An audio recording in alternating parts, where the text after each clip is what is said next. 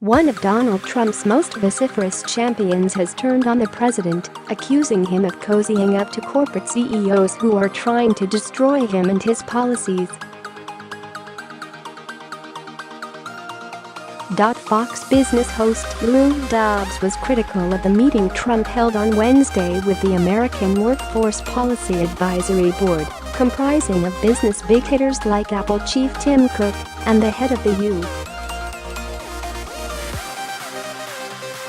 Chamber of Commerce, Tom Donahue. The board is chaired by Trump's daughter Ivanka and Commerce Secretary Wilbur Ross, and is focused on issues like lowering unemployment and preparing for the shift toward automation and artificial intelligence in the workplace.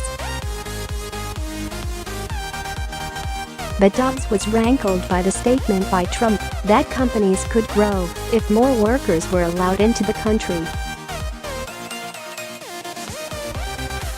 He said such a policy would be a catastrophe for the working men and women, small business and entrepreneurs, our middle class.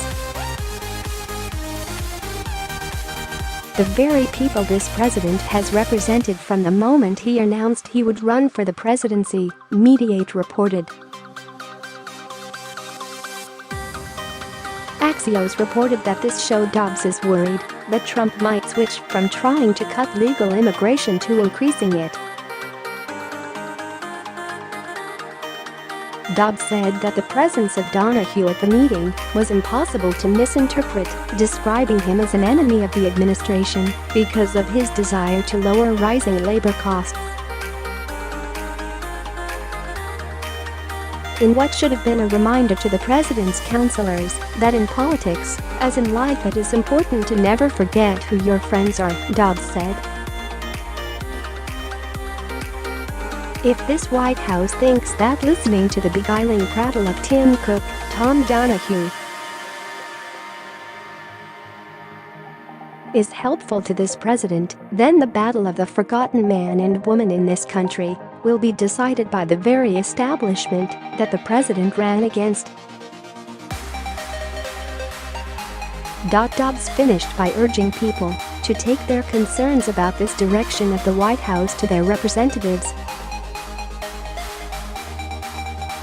He said it was significant that Trump was keen to advance the interests of the globalist elites ahead of our citizens on the same day that the Commerce Department reported the biggest trade deficit in